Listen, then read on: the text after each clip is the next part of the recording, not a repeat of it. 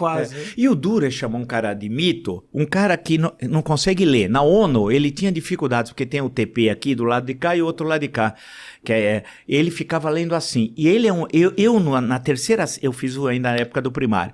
Eu, no terceiro ano do primário, lia melhor que ele. Ele não consegue ler, tal. Ele tem dificuldade de ler. Ele tem um vocabulário de 500 palavras, né? Tem problemas cognitivos seríssimos. Eu tive com ele, ainda nessa época eu estava na Jovem Pan, durante 40 minutos numa conversa. Vamos chamar de conversa aquilo. Na primeira pergunta que eu fiz, eu percebi que ele não entendeu o que eu falei. Qual era a pergunta? Era assim, sobre os setores da economia. O que ele ia fazer? Isso foi em 2017. O que ele ia fazer se fosse presidente com os setores primário, secundário e terciário? Primária, agricultura... pecuária, extração mineral, secundária, indústria de transformação, terceiro serviço, tal. Ele olhou para mim e falou, parecia a fórmula da bomba atômica, eu tinha perguntado para ele. Ele olhou, ele não entendeu.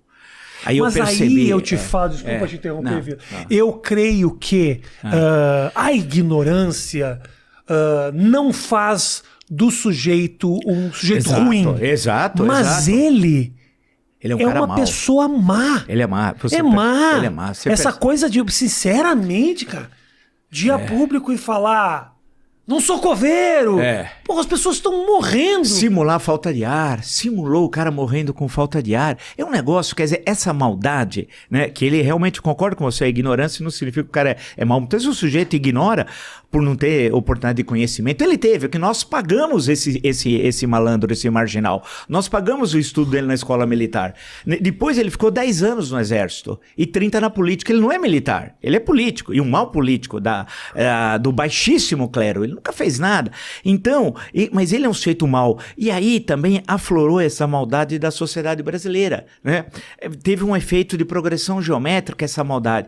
E você falou entre os jovens. E eu gostaria até de conceituar, não sei, que não é nem direita no sentido clássico, não é conservador. Sim. Conservador é o Winston Churchill, por exemplo, ou liberal, tem tantos liberais, o Stuart Mill ao longo da história. Ele é reacionário, ele está fora do campo democrático, né? Ele tem ódio à Constituição, às liberdades, à pluralidade, à alternância no poder, à democracia. Tudo isso, para ele, é algo que o incomoda. Tal. A incompetência no exercício da função pública. Ele não tem uma ideia, um plano, um projeto de governo, não tem nada.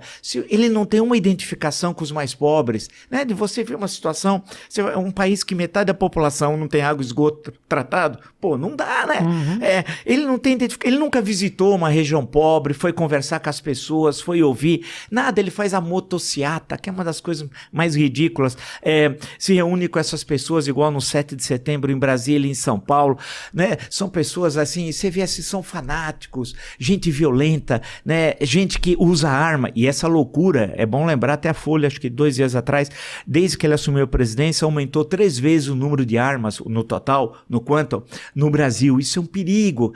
Cada um pode ter 6 armas. Quem é que pode ter? Para que 6 armas, primeiro? Segundo, quem pode comprar 6 armas? Então essas milícias que estão aí na sociedade brasileira, e loucuras que podem voltar a qualquer coisa tipicamente norte-americana, que não tem a ver com a nossa história, né?